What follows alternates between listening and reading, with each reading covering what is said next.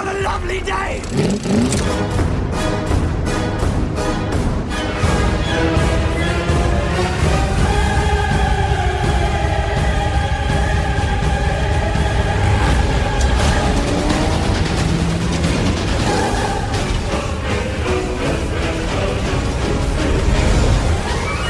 Welcome to the Mad Max Minute Podcast. We are currently in hiatus, and so we have decided to watch some movies. And today's movie is 1971's Vanishing Point, which was one of the movies that was suggested to us on our listeners page back when we did a poll. Gosh, it feels like a long time ago now. But the reason we picked Vanishing Point is because it is touted as one of the original and best car chase movies out there. Now, it's not technically an Australian movie because it was filmed and set in America.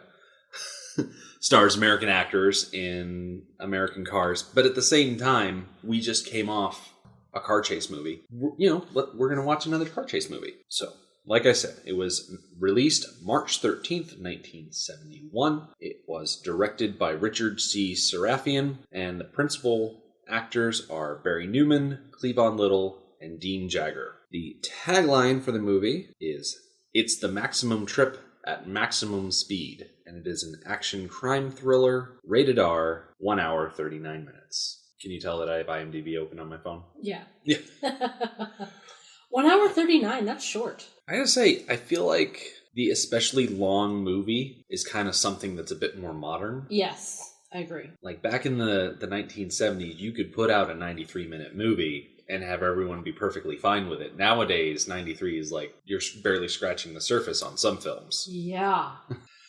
So, this movie has 7.3 out of 10 stars on IMDb. That's really good. I'm expecting some good chase scenes. I mean, it's the 1970s, so everything's going to be, I'm assuming, like muscle cars and dusty environments, good music, I'm hoping.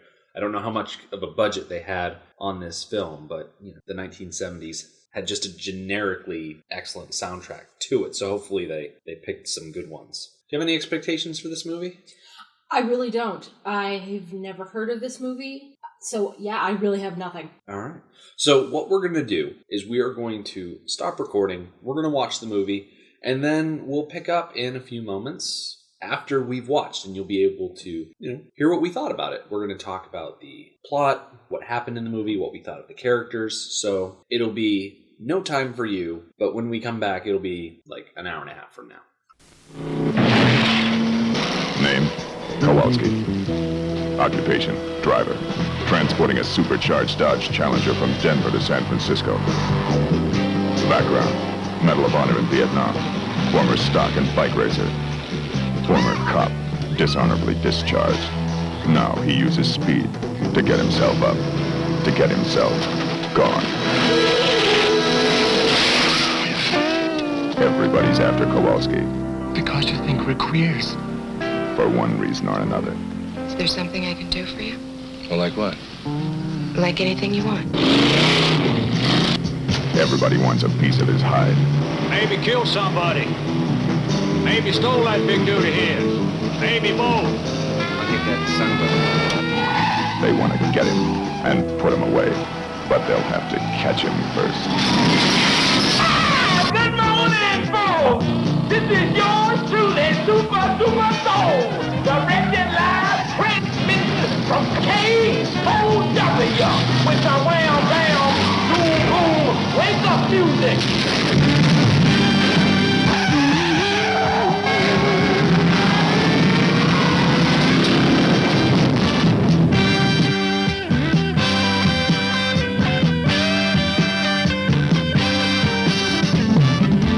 There goes the Challenger, being chased by the blue meanies on wheels. The vicious traffic squad cars are after our known driver, the super driver of the Golden West.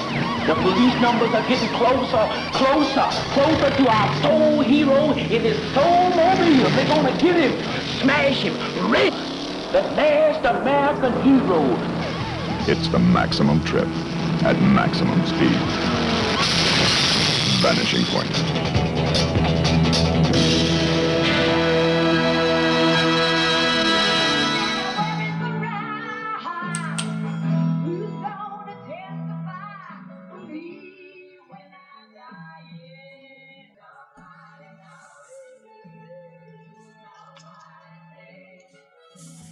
Wow.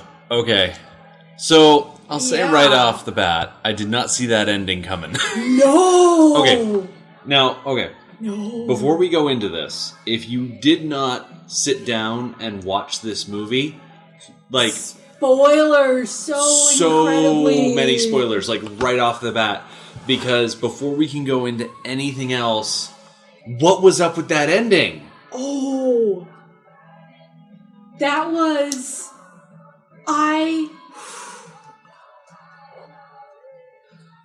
Okay, so my first thought is... So throughout the movie, they gave you timestamps and location stamps. Yep. Which I thought was really helpful because the terrain out there, it can seem very much the same. So it's kind of hard to tell, like, progression between states. So I appreciated that they gave us a little bit of information. I want to go back to the very beginning and see the timestamp for the first time that we saw him come up to the barricade. Yeah.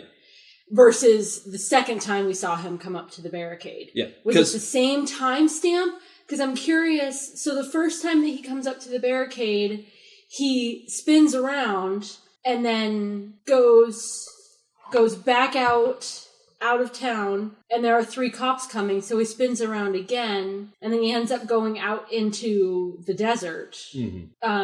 And then a few other little things happen, and then we get that, I think, where the title comes from, that vanishing point, where he just disappears. Yeah. And they're like, 2 days earlier, and when we start the actual story. Did that happen, and he went back to the barricade to ram into it the second time?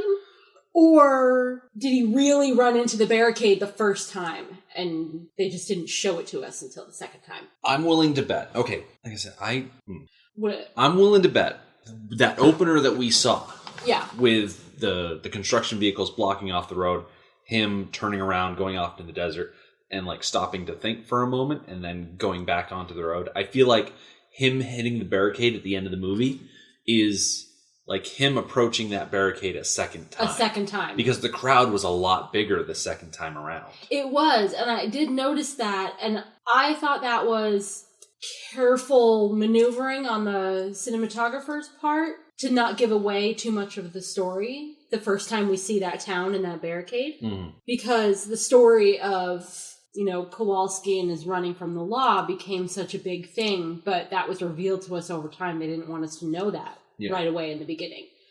But that does make sense that he escaped to the barricade, went out into the desert. He was very thoughtful. I imagine, looking back on it, I think that he was probably thinking about the prospector because he walked up to that truck. Yeah. And he put his hand on the truck and he was thinking. I think he was thinking about the prospector. And... Yeah, but here's the thing, though. And the life that the prospector leads out in the middle of nowhere, which is really the only thing left to him at this point. Maybe the opener is just a misdirect. Like, maybe it never happened to begin with. I think that is an option, that it never happened to begin with. All right, well, before we loop back too far or forward or around, like, what are your initial reactions of the movie Vanishing Point? I enjoyed it very much. Yeah. I thought it was a lot of fun. I thought there were some deeper things mixed in there, but it was still like a journey movie where a man is going from A to B, and we think we know what B is. We know what he wants B to be, and then he meets interesting people along the way. Yeah. So it's like classic like that. It's very like, I thought of like Wizard of Oz. Okay. Where she, she has a goal of where she's going, and she's on her way there, and she meets people who help her. She meets people who hurt her. Like, it's not the journey she thinks she's taking, but it's the journey that happens. Yeah. And especially with, like, the interesting characters along the way. So, I have to agree with you. I thoroughly enjoyed this movie. Yeah, it was really good. I gotta say, I didn't necessarily expect to, because I really didn't know what to think. I knew it was a driving movie, but that was about it. Right. And really, when it comes to the things that I usually like in movies, like characters and dialogue and progression and things like that, I didn't see a lot of that in this movie. But at the same time, the pace at which the movie was directed and put out, and the scenery, the cinematography in this movie was breathtaking. Yes. I mean, they had so much to work with. Yeah. I mean, it kind of helps that part of the country is really picturesque to begin with. Yes, and it's so open and there's so much of it. Oh my gosh, there's so much of it. Like, it's not quite Lawrence of Arabia as far as sweeping vistas and whatnot, but just the landscapes that they're able to capture with the camera are just so breathtaking. And I might be a little biased considering that I spent so much time in that area of the country. I didn't realize that it was going to be so that part of the country heavy. Yeah. Because I really went into it not knowing anything about the movie other than it was a car chase movie. It was recommended to us. So, okay, we're going to watch it. When I was looking into this movie, for some reason, I thought it was a car chase that would like start in the American South and then go into like the Midwest. But where it started in Colorado and went across Colorado, Utah, Nevada into California, like that's a drastically different area of the country. So let's talk about the plot, such as it was. The setup is that Kowalski is a driver. He moves cars from one city to another. Yes. Presumably just for customers that want to purchase these cars. My first question upon meeting him and learning what he does is if it was legal or not. Yes. But throughout the movie you learned it is legal. Oh, perfectly legal. He's totally on the up and up, except that he has a suspended license, I believe. That's something we find out later on. Yeah, something you find out later on is he has a suspended license. But yeah, he starts out not doing anything wrong.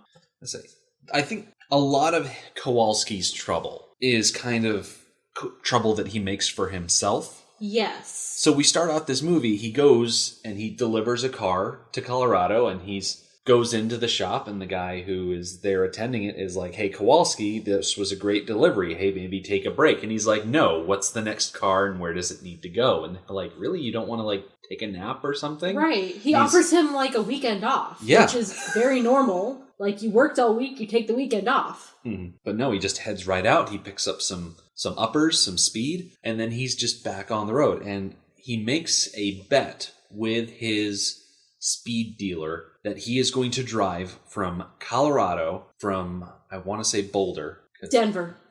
It was Denver. He's going to go from Denver, Colorado to San Francisco, California, starting... about 11:30, I think it is. 11:30 Friday night? Friday night. And he's going to arrive at 3 p.m. Saturday afternoon. Yes. In San Francisco. Now, I was a little bit confused about why he said 3 p.m. because he said 3 p.m. before he made the bet with his dealer. He told his boss guy, I can't stay, I gotta be in San Francisco 3 p.m. tomorrow. Yeah, and that's not something that the attendant that he picked the car up from actually said. The car itself doesn't need to be in San Francisco till Monday. So, and they never explain why Kowalski himself said, I need to be in San Francisco at 3 p.m. I think it might have been just him wanting to be in San Francisco by 3 p.m. That it was a challenge. That he would have to drive well to accomplish that. Because it's just outside. As soon as I heard like these places and time frames, I Googled it. So getting from Denver to San Francisco, I think, was about 19 hours. Mm-hmm. And he gave himself 15 hours. Right. So he would have to drive really, really well, and it would be a challenge for him. And I think that's the only reason he needed to be in San Francisco at 3 p.m. Yeah, and it really doesn't start to be a problem until, I think he's still in Colorado. He might be in Utah. I'm pretty sure he's in Utah before a couple of motorcycle cops try and stop him. Yeah. And, of course, he doesn't want to stop because he's got a schedule to keep. And so he just keeps going. And this tips off a pursuit that goes all through Utah, all through Nevada, into California. It's pretty much one of the major things in this movie is the fact that the police want to stop him because he won't stop for them. Right. And I think we decided that the motorcycle cops wanted to pull him over because he was speeding. Yeah. I think you and I have both driven out in that type of area. I've spent a little bit of time in Utah. You've spent quite a bit of time in Nevada. There are many roads out there where there's either no speed limit or the speed limit is really, really high. Mm-hmm. Like 75 is low because there's just nothing out there. Yeah. So, like, how fast was he going Okay. to make the cops want to pull him over. Okay. And we can see him driving. He's driving safe. It's not like he's driving recklessly. Well, the road he was driving on had a cliff on one side and a river on the other side. Okay. And it's I'll not give you like that. it's not like it was a desert road. I just think he wasn't driving recklessly. Yeah. He may have been driving over the speed limit, but even like in our area of the country, cops aren't going to pull you over for going over the speed limit. They're going to pull you over for going dangerously over the speed limit. Well, we don't know how fast he was going. But we could see him driving. He wasn't driving dangerously. I can't make excuses for the highway patrol. I don't know. I don't know exactly why they wanted to pull him over, but suffice it to say, they wanted him to pull over, and he did not want to pull over, and so this is what. Yeah, tipped this is off what the issue. entire movie is based on. It's such a little thing that they wanted him to pull over. He didn't want to, so boom, we have a movie. Yeah, and over the course of the movie, we learn more about the driver, Kowalski. Yeah. Like, all we get is his name initially, and it's not until later on, like you mentioned, that we find out that he's driving on a suspended license. Yeah. Which is something that they would have stopped him for had they pulled him over. Yes. So it explains why he trouble. didn't stop, Yeah. actually. But honestly, I don't think that's why he didn't stop. I think he didn't stop because he needed to be in San Francisco by 3 o'clock. It's kind of ridiculous, that time limit that he placed on himself. Because, he would have had to shave 4 hours off of a projected drive time. Yeah. Like, I know I like to shave time off of, ETAs, but I'm talking about 20 like minutes. 20 minutes. I'm not talking about 4 hours. Right. Over hundreds of miles. And, I mean, at some point, he abandons roads altogether. There's a lot of issues, geography-wise, about the route that he takes from Denver to San Francisco. I think so. Like, we might as well talk about it. So if you were looking at MapQuest or Google Maps or whatever the thing that I'm trying to think of in the top of my head is, you're going to go from Denver, you're going to go up past Salt Lake, and you're going to take 80 pretty much across Nevada, go through Reno, into California, through Sacramento, into San Francisco. Yeah, the problem with that route is that you go through at least a couple of big cities. You're going to hit traffic going through Salt Lake, and you're going to hit even more traffic going through Sacramento. Yeah, but that's what beltways are for. Yeah, but even the beltways get trafficy. Yeah, so, but nowhere near as bad as going... Like, let's take Boston, for instance. If you take 95 up through Boston, it's going to be a lot slower than if you take 495 around Boston. Yeah, 495 takes you way out of the way, but for the most part, it's not going to be quite as bad as going straight through the city. Yes, but this is nearly 50 years ago. There weren't as many beltways. I guess. I don't know the particulars. I think we take for granted how much restricted access, high-speed highways we have nowadays. Mm-hmm. I don't think they had as many back then. I mean, they've just always been there for us, but they had to be built at some point. Mm. So I'm not sure he had as many highway options available to him as we would have now. Yeah, I just find it kind of ridiculous that he ends up... You're right, he abandons roads altogether. And he goes through Death Valley. Points. Like, Death Valley is not close to San Francisco at all. Like, you don't even need to know geography very well to tell that if you are starting in Denver and you want to get to San Francisco, you don't go down by Vegas. Right. You don't go through Tonopah. Like, at one point, they specifically mentioned he's heading towards Tonopah, and that is the exact wrong direction that he wants to be going. Yeah. He does also mention at one point when he's talking to the prospector, he says, "I'm lost." Mm-hmm. So, well, that's because he drove off into the desert. Right. So who knows, how lost he was, how long he'd been lost, how many miles he was off course. Mm-hmm. I think that's why there is that big deviation where he dips way down south. It's because he got lost. Because he abandoned roads. Not a good plan. Not a good plan. So one thing that's really nice about this movie is that as Kowalski is making this ride, we're slowly learning more and more about the man. Yes. Like his past. Because at the beginning of the movie, all we know is his name. Yes.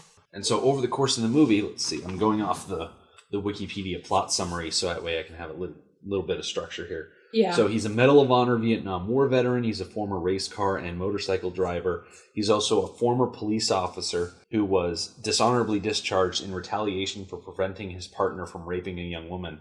and he's haunted by the surfing death of his girlfriend Vera. And so, according to Wikipedia, he exists off of, adrenaline. Adrenaline. Yeah, I caught that pretty quick that he was an adrenaline junkie. Mm-hmm. And he's just doing this whole thing for kicks. Yeah. Yeah. I like, specifically, that Kowalski is not a bad guy. Yes. Like, he goes out of his way to make sure that people that he purposely runs off the road are okay. Yeah. Like, that's one of the things that definitely stood out to me first and foremost. First, when he runs the motorcycles off the road.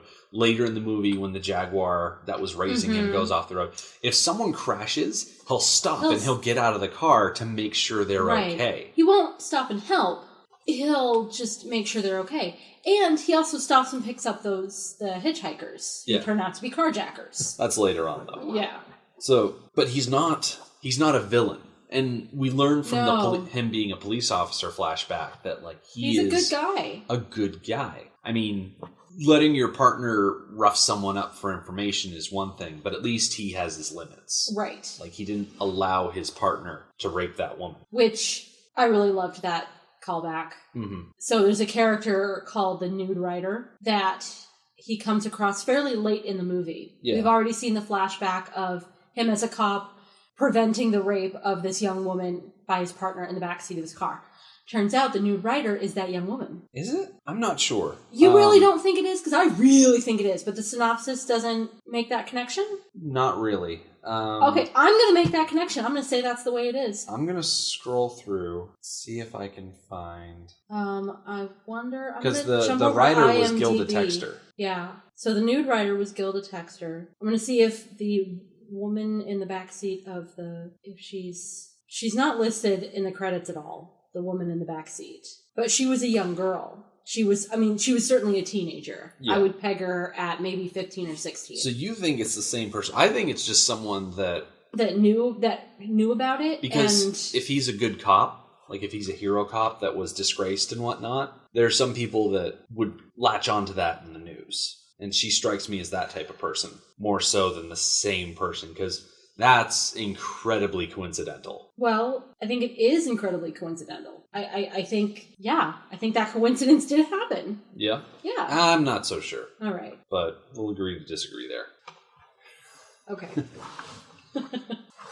So, keeping up with the plot summary on Wikipedia. So, he runs into the motorcycle cops, and then as he's going along, there's this guy in a Jaguar E-Type convertible that pulls up next to Kowalski and he wants to race. They're in the middle of the highway, and this guy just out of nowhere just shows up and wants to race. I guess that's it. I guess that's a thing. I mean, you got a nice car that you think is fast. He obviously went out for that purpose because he's wearing a helmet. Yeah. So he was in that mood. He wanted to race, so he went out for a ride looking for a race. Mm. So is that a thing that, like, people really do in real life? Oh, I'm sure of it. I mean, have fast car will race, but right. The fact that this guy just showed up out of nowhere, it was an interesting vignette. Like, because each one of these encounters is its own little vignette. Yes. And so they don't connect to each other. Oftentimes they have no bearing on the plot whatsoever. Mm-hmm. But the way this guy was racing, he was incredibly aggressive. Yeah, he was. Okay, so he's got this beautiful Jaguar. Yeah. Okay? And, like, almost right away, he bumps into Kowalski's Charger. Mm-hmm. Like, why did you do that? Yeah. Like, you can have an aggressive race and not do that. Mm-hmm. It just seems like a really foolish move. Yeah. And then, as they're racing, like, they're coming up on this really narrow bridge. Yeah, the very definition of a narrow bridge. Which, like, not only is it a narrow bridge, but there are, like, high metal walls on either side. Yeah. And it kind of reminded me of the bridge from Mad Max when he runs the bikies off the road. And I specifically thought that one of them was going to go off the side of this bridge into the water down below. Right. Which is technically what happens. Yes. It's just not the same way. Right. Because the Jaguar's tire blows out and then he loses control and kind of launches off an embankment into the river. And it was quick and there was a lot of dirt in the air, but the Jaguar flips over and it looks like it just breaks into two pieces. Yeah. Just in midair, it is just now in two pieces. And it's the kind of thing where you're looking at it and you're like, oh no, that guy is so dead. But yeah, but Kowalski pulls over, gets out, makes sure that the guy's okay. Yeah, he runs over to the edge and he looks down in the river, and that dude, the guy just gets out bright of the car. red helmet, just gets out of the car like nothing. Like it's funny because Kowalski, he jogs back to his car, jumps in, and the cops are away. not far behind him. So we get a little bit of a callback to this guy later in the movie where the cops are talking about how they found the E-Type driver, but he doesn't want to press charges, probably because he knows that racing is not necessarily something the cops would smile upon. I like the mechanic of the exposition mechanic of transitioning from state to state. Mm-hmm. As Kowalski is progressing, they're in different jurisdictions, so they have to pass along the information. So we get these radio conversations passing along information. So we get caught up with what's going on, and so we get that exposition that we need. That's where we find out people aren't pressing charges. We find out, in one conversation, we find out that really all he's wanted for is reckless driving and not pulling over. Yeah. So we find out little bits of information and then make it really organic to the story. Yeah, I feel like the Nevada State Police are really lax when it comes to this guy, because as he's coming into the state, Utah and Colorado are like, you got to stop this guy. You got to stop him.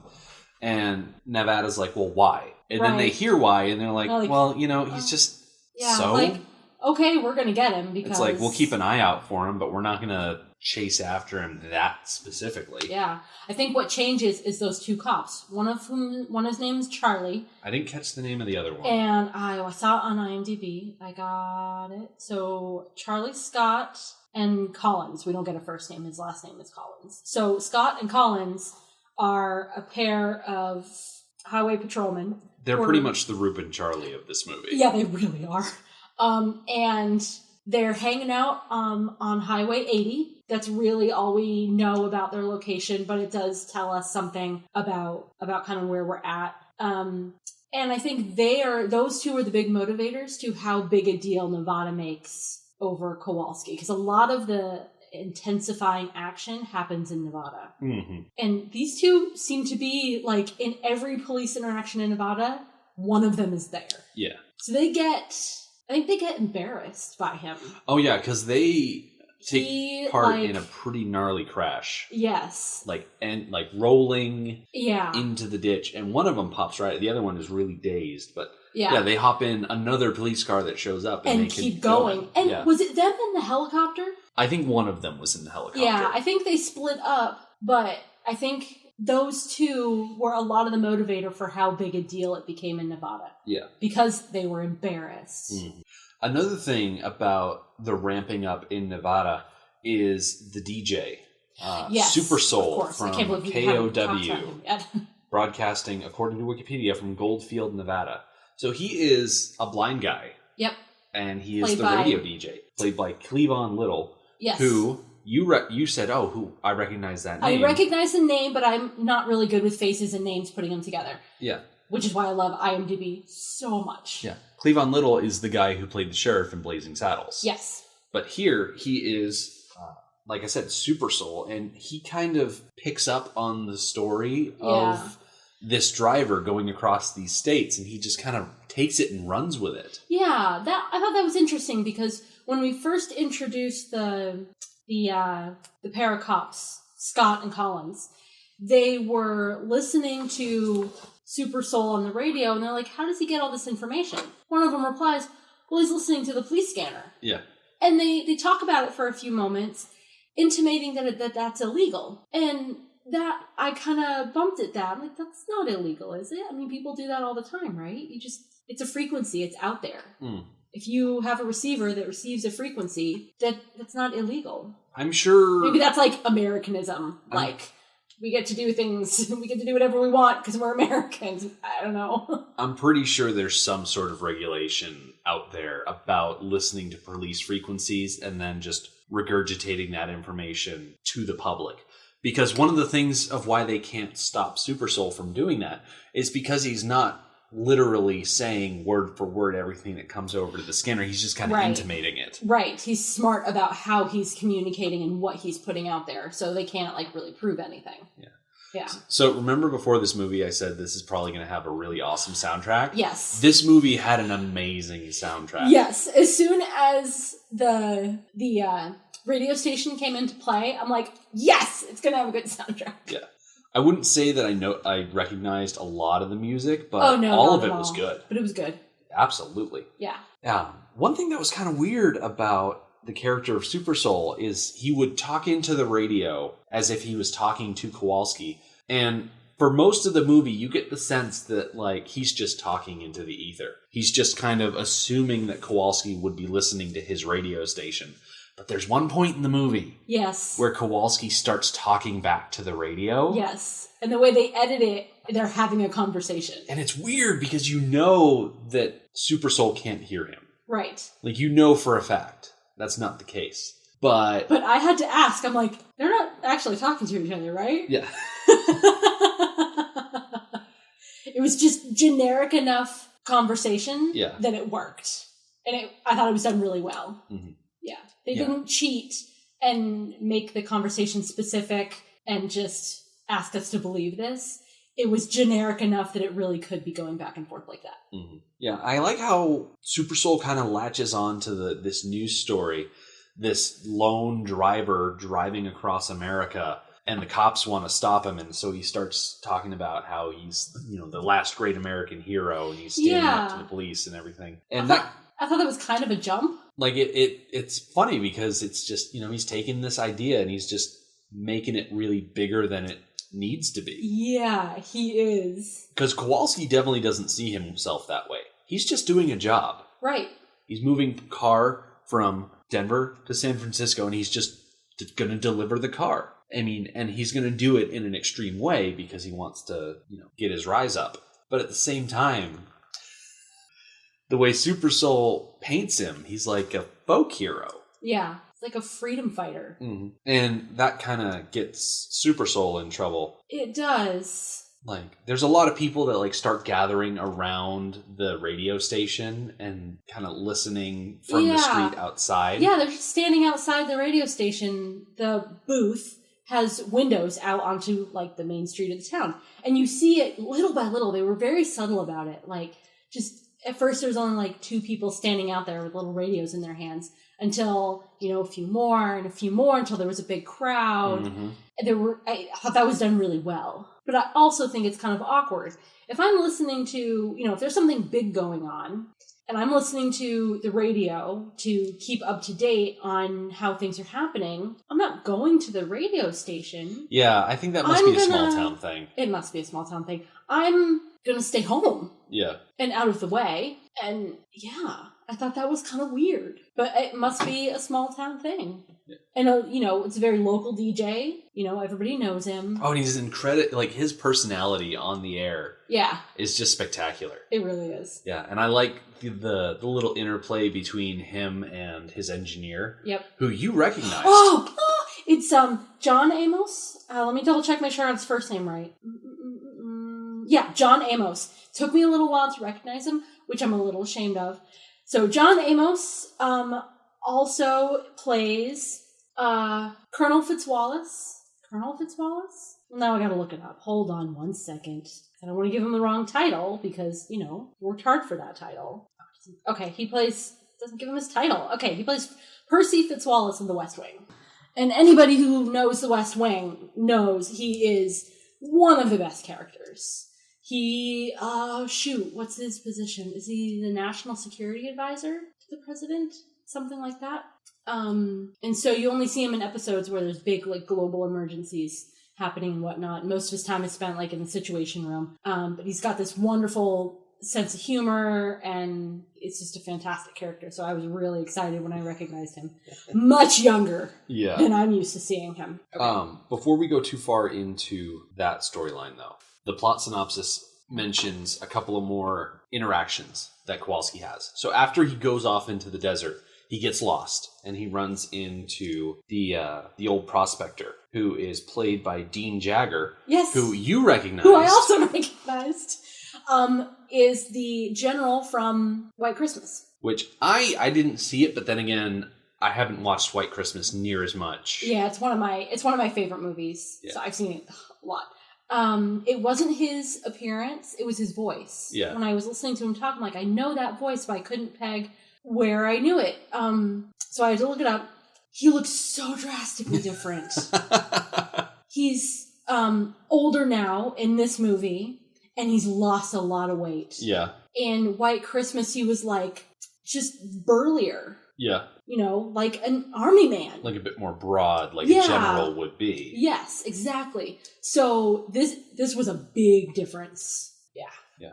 I gotta say, I like Kowalski running into the prospector. It was really random because it happened. He was driving through the desert. Mm-hmm. He had a blowout. He had to stop to change his tire. Absolutely. And then as he's putting the flat tire into the trunk, there's a rattlesnake that's there kind of between him and the position he would need to be in to put the tire in the trunk. And out of nowhere, Dean Jagger just comes up and says, oh, wait, no, hold on, I got this. And so he grabs the snake, puts it in a basket, and then asks Kowalski for a ride because he's got to deliver these snakes somewhere. Yeah, so I have a question about the ride issue. Mm. So he talks about his truck a little bit.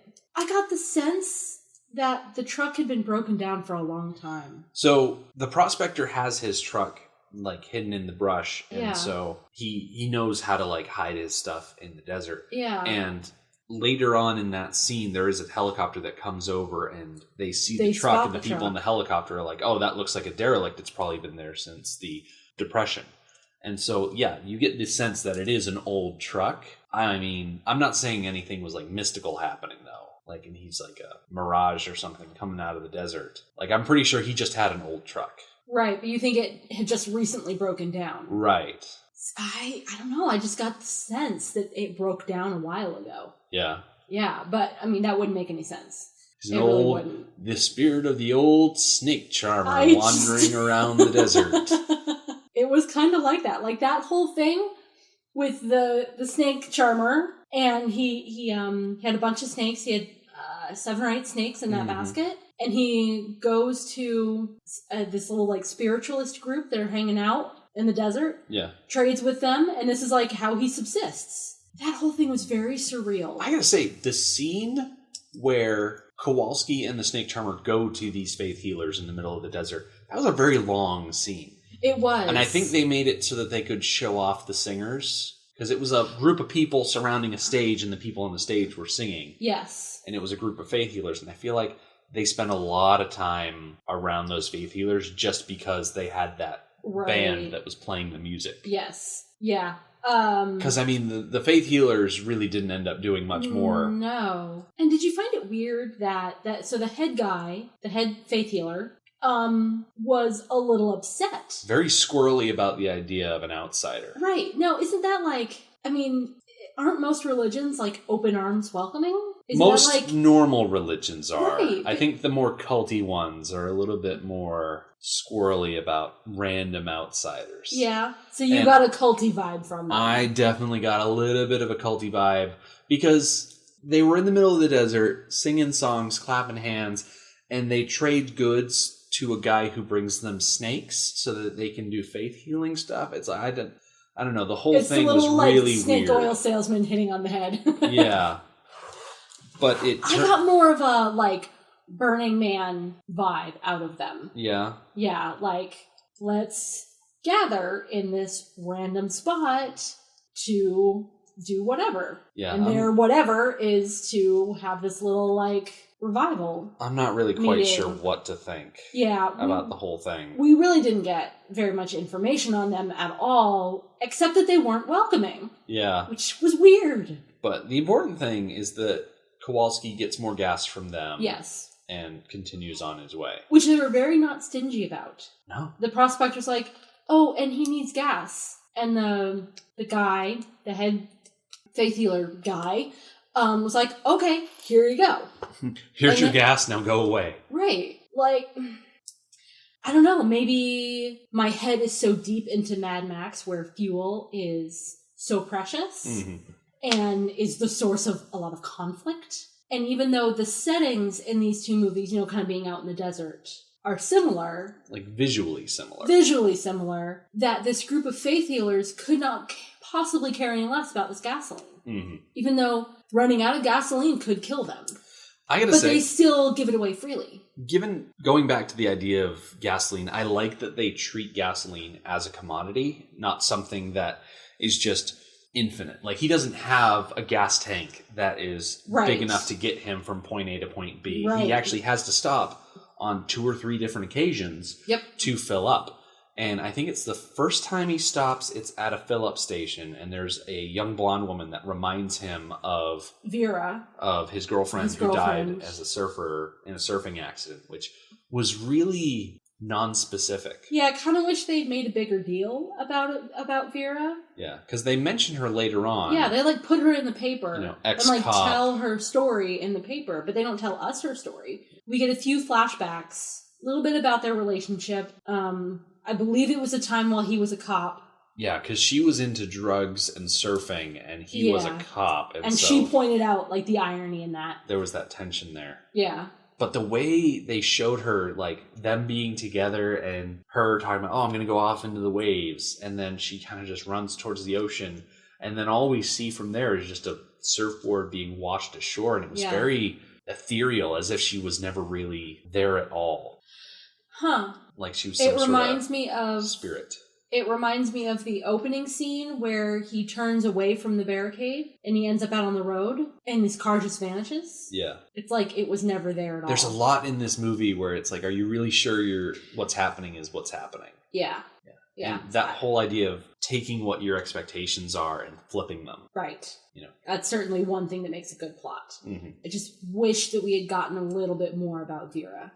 Because it was obviously, we got enough to know that it was a big part of his life. But not in, the 2-day period that we get to see. I'm actually not that bothered that we don't get more about Kowalski and the people from his past. Specifically because what the filmmakers wanted to do here was tell us about the journey. Because I kind of feel like his drive from Colorado to California and that point at the end that he reaches at the end of the movie where he just explodes. Yeah. Like, that's his vanishing point. Like, he's been existing, and he just gets to that point where he's just done. Boom, gone. Okay. But going back to that idea of upsetting your expectations, after he gets the fuel from the faith healers, he runs into the couple pushing the car along the highway with the just married sign. Yes. So these are 2 1971 homosexuals. So one of them is wearing a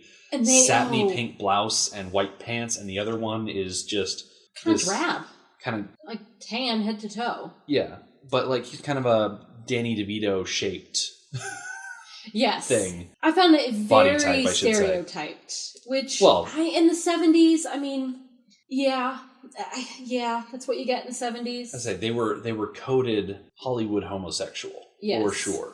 And the more effeminate one in the pink and silk, he talked very soft and very like he wanted to sound feminine. Yeah. And this is what he thinks sounds feminine.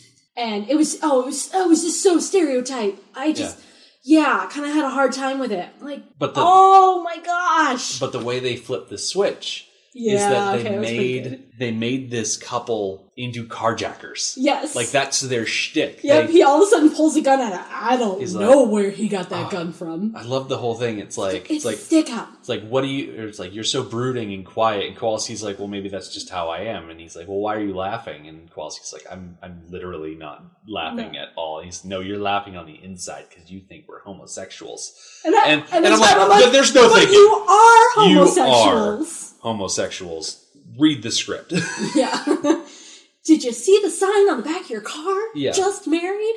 Although, who knows if that was actually their car. I gotta say, that might be... They could have jacked it. The jacked car. Yeah. But I love that they pull a gun on him, and Kowalski being an ex-cop, like, he starts throwing punches, and he literally pulls to the side of the road, throws them out of his car. Yeah. Without even having to leave the driver's seat. Yep. So... There's a bit of a callback to them too later at the police headquarters where they're like, oh yeah, we picked up a couple of men I think no, it was Super Soul that was talking about how the cops picked up a couple of men on the side of the road that had been beaten up. That they didn't want to press charges. Yeah, nobody wants to press charges. Yes.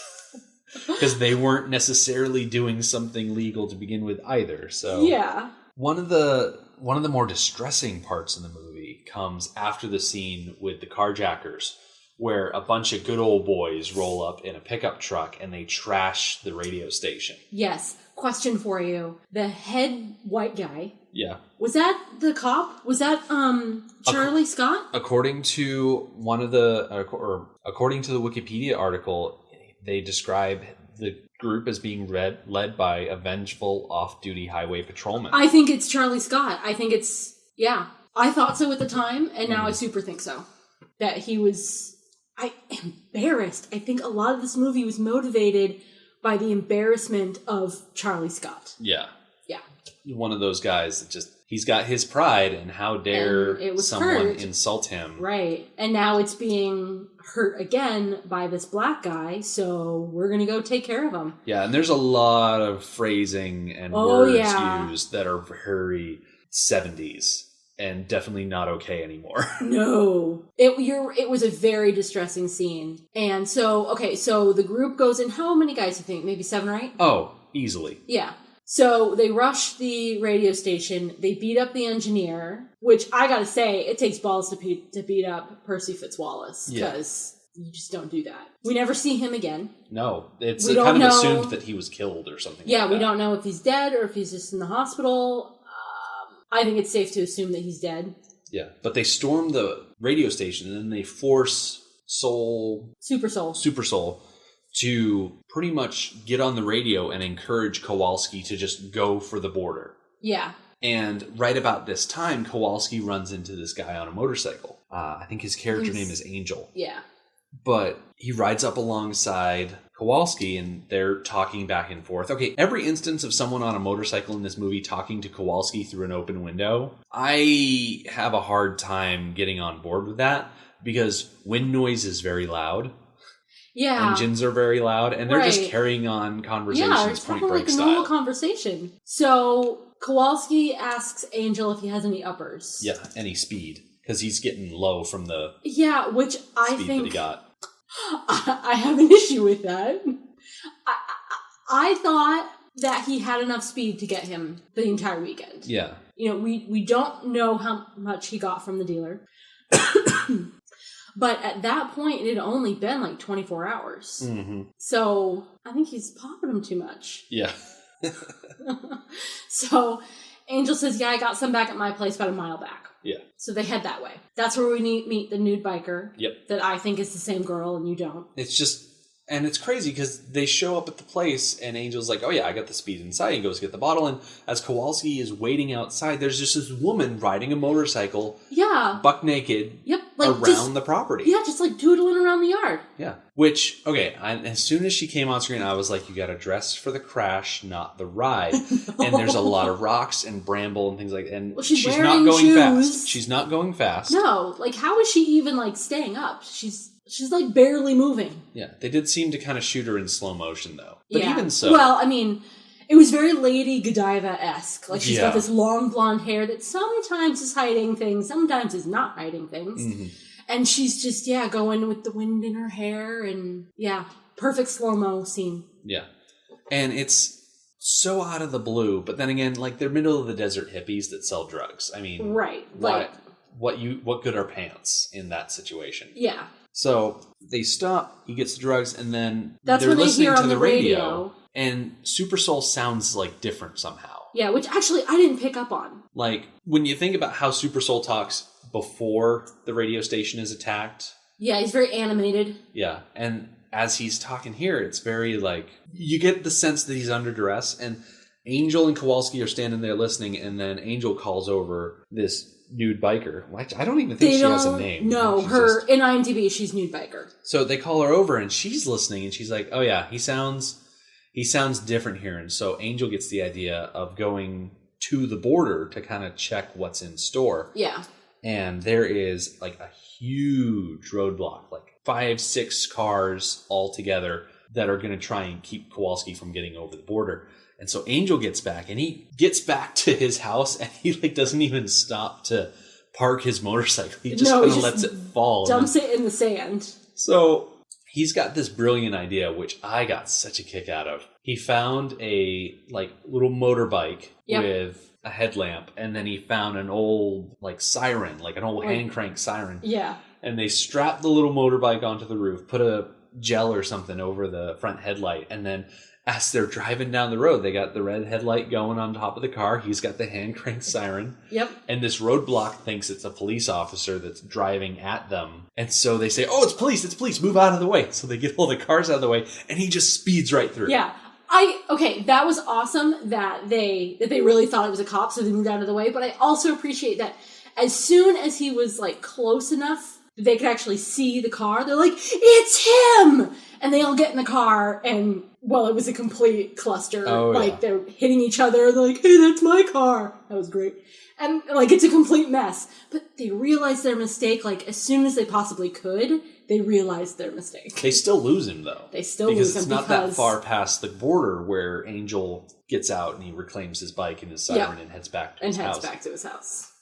Now, according to the plot summary here, by the point that he gets across the border and he drops off Angel, that's when he goes to the payphone and he calls his dealer. Apparently Saturday at 7:12, so he's already like 4 hours past his goal. I love that he called his dealer, the guy he made the bet with, to say, hey, I lost the bet, so when I see you again, I owe you. Or maybe next time we'll go double or nothing. Like, he's not a bad person. He follows through on this bet that he made. Mm-hmm. And as he's calling the dealer and talking to him, a little bit after that, we see the California Highway Patrol, which is way more sophisticated than any of the other states that we've seen so far. They've got a light-up wall, and they've got operators all over the room, like putting lights on things and coordinating, and it's crazy. So they figure they're going to stop this guy in a little town called Cisco, which is where we started the movie,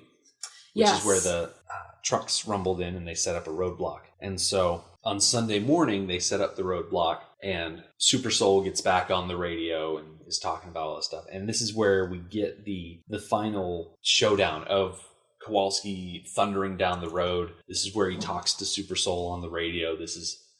We see this little light blinking on the highway patrol thing towards Cisco, and it just ends in this. Yeah, and we are expecting him to turn around before the blockade. Yeah, we're expecting the beginning of the movie to be repeated. Yes, and to see what happened after that. I thought he was going to get away. I thought this was going to be his vanishing point, where he vanishes off and no one ever sees him again. Mm-hmm.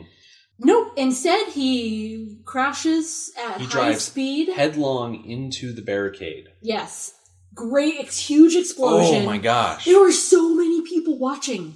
We were just standing there watching this explosion. Yeah. Like, the entire town had come out to see what was going to happen when he reached the barricade. Yeah. It's insane, because this ending just hits it. Totally unexpected. My jaw hit the floor. Yeah. And, yeah.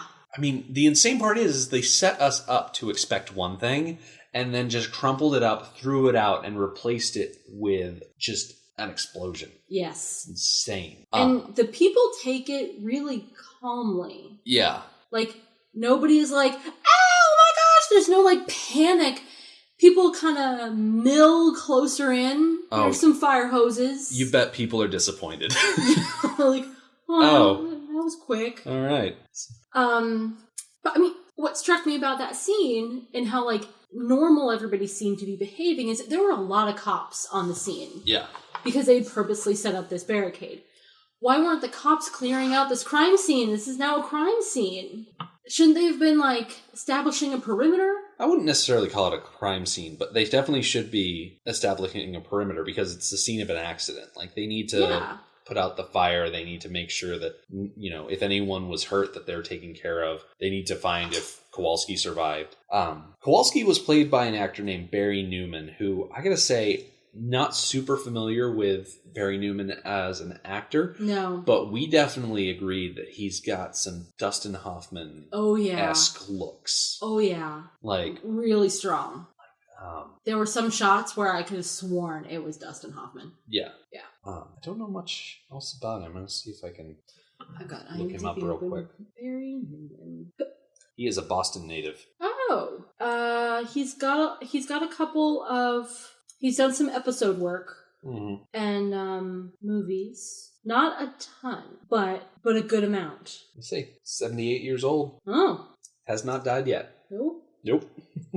Yeah, born November 7th, 1938 in Boston, Massachusetts. We actually don't get a lot of dialogue from him. There's not a lot of speaking in this movie, necessarily. Nope. I mean, we hear a lot more from Super Soul than we really hear from anybody else. Yes, which I appreciate because it was appropriate. Of course, we hear the most from Super Soul because he's a radio DJ. That's his job, to talk. We don't hear a lot from Kowalski because he spends most of the movie alone. Mm-hmm. I'm just flicking through his IMDb if there's anything that stands out or that I've even heard of. Not really. So let's take a look at some user reviews from IMDb. So I'm on the IMDb app, and when you click on user reviews, the first one is a 10 out of 10 stars review. Several paragraphs. Okay, so they loved this movie. Yeah. The first several on the list are all just really high reviews. A lot of people talking about, a dirge for dying America, look back on your life torn asunder, then throw it into third gear and floor it. It's a lot of the open road is freedom. Yeah. And I feel like that's definitely a huge theme in this movie. So kind of bringing it all back around to Mad Max. The very opening scene where we see them setting up the barricade, everything is very calm and orderly. Mm-hmm. And things seem to happen exactly how the cops want them to happen. Mm-hmm. Even when he turns around, heads back out of town, there are 3 cops already coming at him. Yeah. And they're slowly pinning him in. It struck me that this is what the Knight Rider chase should have been. Oh, absolutely. If the MFP had they probably didn't have the means. I kind of look at the barricade that they set up this is what would have happened if the MFP had designated the Knight Rider chase a Code 44 barricade necessary. They would have found the equipment to block off the road. They would have had the other interceptors behind. They would have boxed him in. Would have been fine. Well, it would have been better. Right. And heck, you never know. It might have ended in the exact same way. Mm-hmm.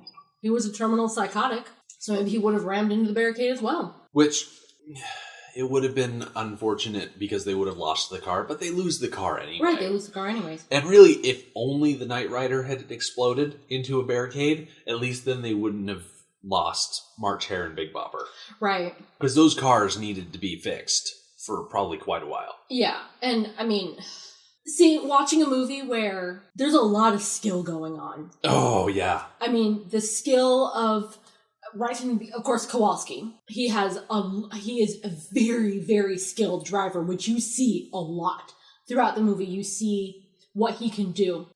But a lot of the other drivers around him are also very skilled. The motorcycle cops from the very beginning...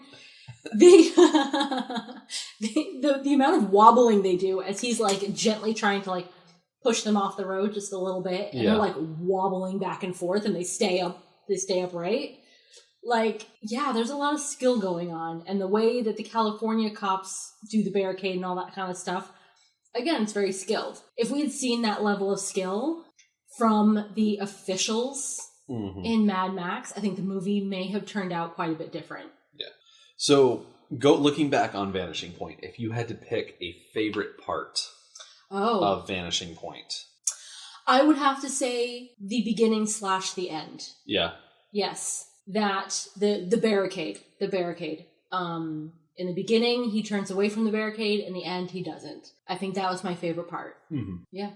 I didn't really know what to think about. When the movie first started, and those first opening minutes is just couple of Caterpillar tractors rolling down this main street road, and I'm like, what are we looking at here? Right. I didn't think that the tractors had anything to do with anything. Mm. I thought they were just there to give us something to look at while some cops came through town. Yeah. And we were going to find out where the cops were going. But then I'm like, oh, that's the point of this scene, is those tractors. Yeah, I love they get to a certain point in the road, and you see just drop. one shovel drop with a clunk, and then another shovel drop with a clunk. And I'm like, oh, it's a barricade. Yeah, the setup was pretty cool. And it was slow. It took maybe 3 or 4 minutes. Oh yeah, of just driving through the town. I'm glad we aren't doing this movie minute by minute. I was actually that first week would have been kind of tough. I think this actually would be a good minute by minute movie. I think there was a lot of little things that we noticed during the movie that we have not mentioned on microphone. One thing that because really stood out to me, like my favorite part of the movie was probably an amalgamation of all of the amazing landscape shots that we saw. The variety of locales that we go through. And one of the things that went through my mind as we were watching this is I wanted to stop and figure out where they are. Yes. It was interesting to look at my phone every once in a while and like try and figure out where they were. And which is how we realized that he did some funky things. Yeah.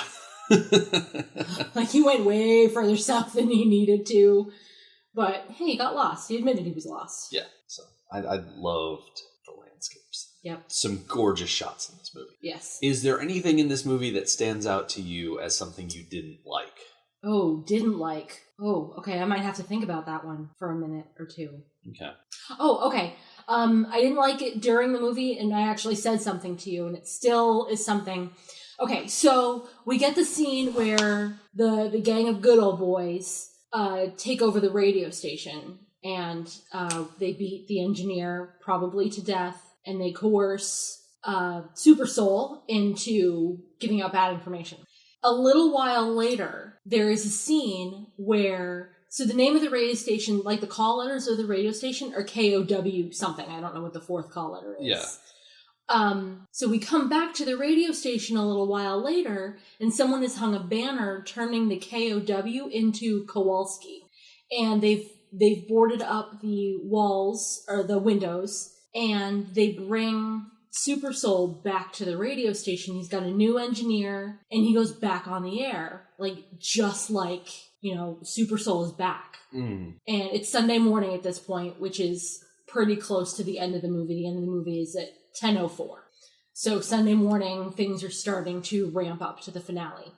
What I didn't like is the last time we saw the radio station, it was being taken over and destroyed, and then we see them bringing Super Soul back. I would have liked one more scene in there showing us how they got rid of the good old boys and how they got the radio station back. Because I have this idea in my head that it was the townspeople. Good old boys don't hang around, though. Good old boys, they get in, they smash, and then they scatter. You think they just abandoned it? Yeah, I think that's a little disappointing.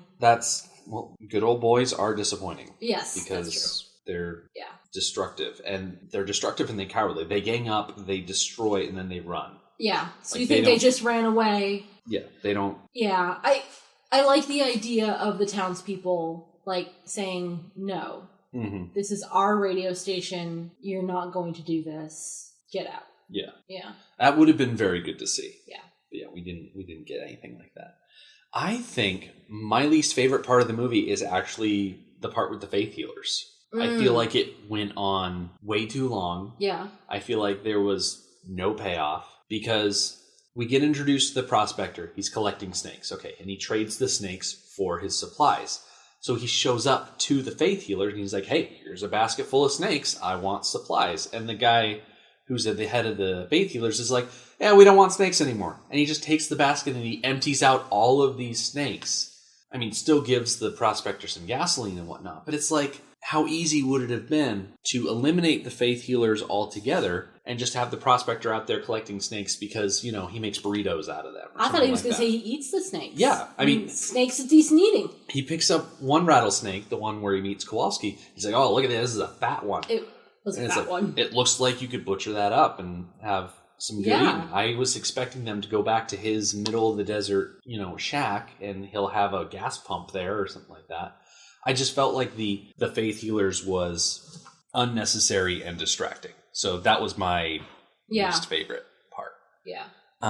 So, what are your final thoughts about Vanishing Point? Would you recommend it to someone? Yes, I would. I would recommend it, absolutely. I thought it was fun and interesting. Mm-hmm. Thinking about Kowalski's arc, and I'm not really sure he had an arc. I think the point is that his life had already arced. Yeah. And we get little snippets of it, so we get a general sense of what his life arc was. And it was very interesting, and it had its ups and downs. And this is just the ending of his arc. Mm-hmm. So I think it was a fun movie. There were, great car chase scenes and meeting interesting people. But then there was some deeper things going on that made it fascinating to watch. Yeah.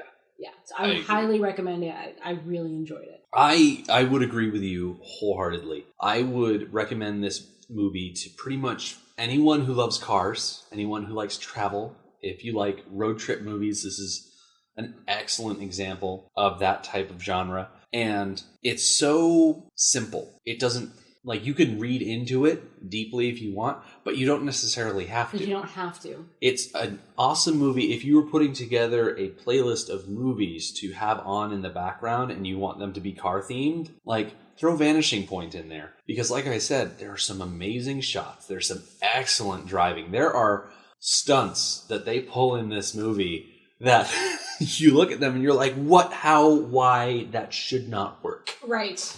And it was a blast to watch. Mm-hmm. And yeah, I think at the end of the day, I think Kowalski, he spent this entire movie chasing adrenaline highs and taking amphetamines and speeding up his system. And then when he reaches the end of the movie, right before he reaches that barricade, he kind of has that little bit of a smile and the reflections are casting on his face. It's almost like death is that last rush that he's yet to experience. Yeah. After a lifetime as a police officer and a war veteran and a racer of cars and motorcycles. This is the last big thing. And he just goes out in a blaze of glory. It's an amazing film. And I'm so glad it was suggested to us to watch it because I don't think I ever would have watched it otherwise. No, I don't think it would have come across my radar at all otherwise. And I gotta say, knowing how the movie ends, I wouldn't have any qualms watching it again. I feel like this is a movie you can watch over and over again, and you're probably going to notice details. Mm-hmm. Because, there are moments where I looked away from the screen to fiddle with something and whatnot. This is not the kind of movie where you need to be watching every moment of the movie to catch every detail, but there are details in there to catch, for sure. Yes. So I agree that it's definitely rewatchable. So I hope you have enjoyed this hiatus episode of the Mad Max Minute podcast. We will be back next week. In the meantime, you can check out our website, which is madmaxminute.com. Follow us on Twitter at madmaxminute. Like us on Facebook and join our listeners page, Mad Max Minute Beyond Microphone. Thank you for joining us. We'll see you next week.